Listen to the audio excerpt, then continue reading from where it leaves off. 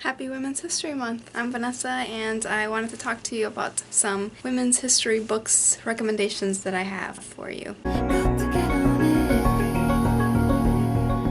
First, I'll start with two kind of obvious ones. You've seen me talk about them before. So, number one, Persepolis. If you haven't gotten to Persepolis by Marjane Satrapi, I suggest that you do.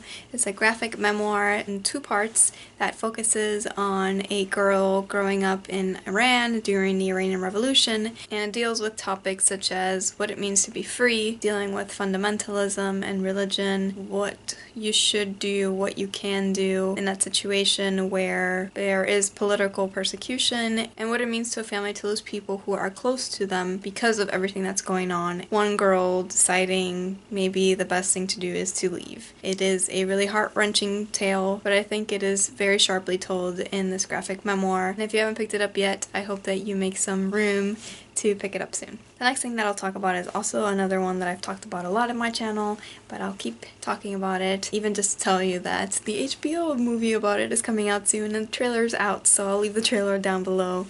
That's The Immortal Life of Henrietta Lacks by Rebecca Skloot. This one again follows a journalist who is learning about the HeLa cells and who they came from, and who they came from is actually Henrietta Lacks, who was a black woman who died in the 50s. It goes into kind of the ethics of all of this, taking someone's cells without their real consent, and those cells being profited on without this woman knowing it, without her family knowing it, for decades afterward. That follows her daughter Deborah trying to learn more about her mother and what her cells have meant to our world. This is going to be made into a movie with Oprah and Rose Byrne too, and it looks like it's going to be really good, so I'll leave the video down below if you haven't looked at the trailer yet. This is women's history that is not really told and is often not really acknowledged either, and women, especially women of color, never really get apologies for things that are done to them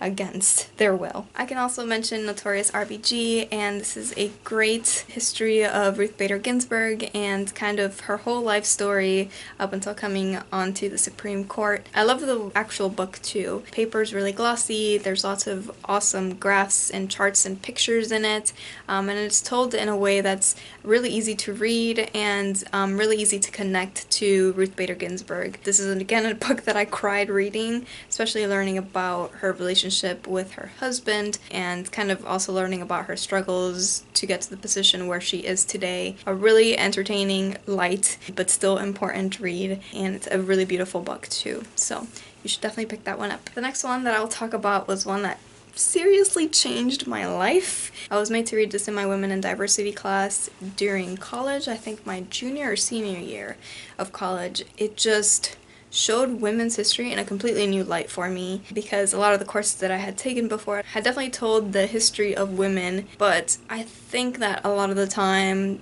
it put aside Black women's history and Latina history and Indigenous history, really only gave us white women's history. So this one changed everything, and it is basically intersectional feminism in a book. So that is Angela Davis's Women, Race, and Class. So she uses race and class to put into perspective women's history in a complete new light. I believe this book came out in like the 70s. I remember reading it and thinking like, this is still valid today. Definitely a super important book that I read a few years ago and I still think about, and it's one that I should really reread, right? Yeah, I'm gonna reread this one really soon. I'm sure I'll love going through and seeing my notes from it too, from a few years ago. Yep, it's gonna be great. Marriage equals slavery. Okay, Vanessa. Oh, I also underlined something. I said, yeah, it was the women of means who invoked the analogy of slavery most literally in their effort to express the oppressive nature of marriage. Yeah, white women are the ones saying marriage equals slavery, but they've never lived slavery, so maybe one you might want to pick up if you want to learn more about women's history from a different kind of perspective. Last but not least, one that definitely was really interesting to read about was The Technology of the Orgasm, and this one is by Rachel P. Maines. This one looks at women's sexuality and female sexuality as a pathology and how that was used in the past.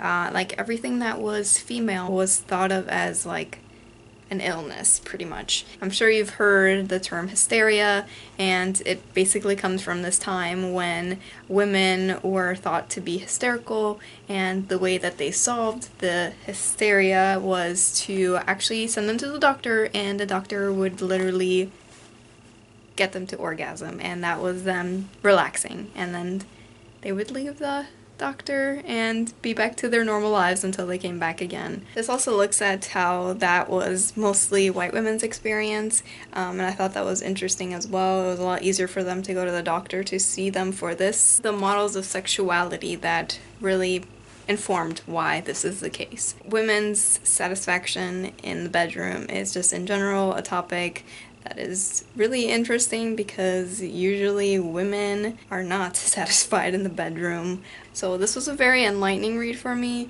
and it was one that my instructor would be like, you should walk around campus like this and just show it off to everybody.